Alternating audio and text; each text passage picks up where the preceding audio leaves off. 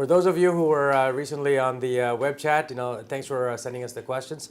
We did a very informative web chat on achalasia as well as some questions on reflux. So we're just going to briefly talk about some of the questions that often come up and what our take on it is. One of the things that stands out to me every time we do this is that everybody who has achalasia are uniquely different in their own way, that giving them the same answer or the same treatment doesn't seem to make sense. And I think that's one of the strengths of areas where people do a lot of a certain disease process, is that they find ways to customize the treatment options for the patient so they can improve outcomes. If you only did one or two things and you offered that to everybody, the outcomes aren't going to be as good as trying to figure out what's different about the person and going there. And I think that achalasia is a classic example where the different types of achalasia, everybody's esophagus looks different. Some are straight, some are twisted, some are curved. And I think taking those things into consideration, along with the patient's health, other medical problems, as well as other previous treatments that they've had. Here, we try to use both pneumatic dilation and endoscopic treatments like Botox on one side, as well as surgical options like POEM, as well as minimally invasive Heller myotomy, which we do it laparoscopically and robotically at this point. So trying to figure out, based on the type of achalasia and their esophagus and their function, we think that we're able to maximize the drainage of the esophagus by treating it, as well as minimize the symptoms of the treatment. Specifically, we're talking about reflux.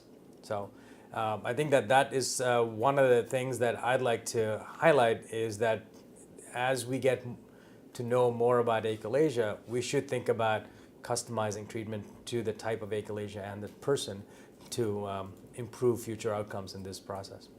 We also, here at the Cleveland Clinic, we use multiple tests. We don't rely on the findings of one test. We use multiple tests. So everyone gets, a high-resolution esophageal manometry to determine what type of achalasia you have.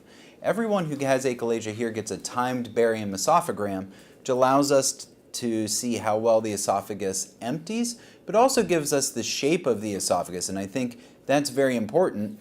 Timed barium esophagram was actually invented at the Cleveland Clinic back in the 90s, so our radiologists have done more of them than almost anywhere else in the country. I would bet probably more than anywhere else in the country. So they're very good, and we rely heavily on our radiologists to help us determine where the problem's going on. And then lastly, upper endoscopy. We see over 200 patients a year with achalasia. And so when you get your upper endoscopy by a member of our multidisciplinary swallowing center, we have experience. We see achalasia every day, every week. So we can better pinpoint what the optimal therapy is. And like Dr. Raja said, the optimal therapy for one person who's 30 with achalasia may be vastly different than the optimal therapy for someone who's 70 with achalasia. And that's why we like to offer all three definitive therapies: pneumatic dilation, Heller myotomy, and POEM. And then we also offer Botox for patients who are not surgical candidates. Another interesting theme to the questions that I saw were patients who had recurrent difficulty swallowing, so recurrent dysphagia, after having had a definitive therapy like pneumatic dilation or Heller myotomy. And our center is getting quite a bit of experience doing techniques like pneumatic dilation or POEM in patients who've had previous Heller myotomy. So I think the population that has been previously treated is a very interesting but also a challenging population to treat. Not only do you have to figure out what the best treatment is, but we also have to figure out what failed in their last treatment. One of the things that we have recently written about and is in publication already is that the idea that you would do a treatment and it will be the one and done is not likely to be accurate for everybody. That while most people who have treatment for achalasia are doing well, some people will require additional treatments along the way. So we think that is a reasonable expectation within the lifetime of someone with achalasia, that they might need a reintervention. Often, we now know that the reintervention does not have to be a major surgery. It could be something as simple as a dilation, or a little bit more complex, like a pneumatic dilation, to get their symptoms back to how they were when their treatment was effective. So I think that changing the expectation early on does several things in my mind. One, I think it gets patients to understand their disease a little bit better, and two, both physicians and patients understand that they need to be followed for a long time, arguably lifelong, to make sure that their esophagus is working for them as best as it can.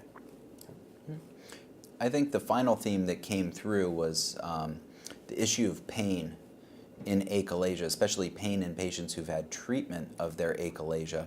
And again, our multidisciplinary approach, we try to figure out what's causing the pain. Is it because the esophagus is draining poorly? Is it because the esophagus, the valve, the lower esophageal sphincter is too open and the patients are having reflux? Or is there continued spasm in the esophagus? Patients who have type 3 or spastic achalasia, if their previous therapy didn't cut all of the muscle, they may have continued spasm. So our testing allows us to determine what the exact cause of recurrent pain is and then better direct our therapies. What we do see, there are subsets of patients with achalasia who have great emptying of the esophagus, no spasms whatsoever, and no reflux after surgery, who have severe spastic-like pain. They end up actually having nerve pain. And we have an algorithm to choose different medications that modulate the nerves and actually are very highly effective at treating nerve pain in patients with achalasia after they've been appropriately treated. So we like to make sure that we take care of all aspects of patients with achalasia, not just making sure the esophagus drains well. Yeah, I think the one thing I would add to that is I think that especially in this day and age where we're very sensitive to opioid use, I would say that it's not the only only way to treat pain. I think that looking at other non-opioid options should also be entertained for dealing with pain, especially if it's nerve pain. Yeah, absolutely. Yeah. Great point. Great point. I know it's controversial, but that's what we take. Mm-hmm. Great. Thank you. Thank you so much for participating. They were great questions. Yeah.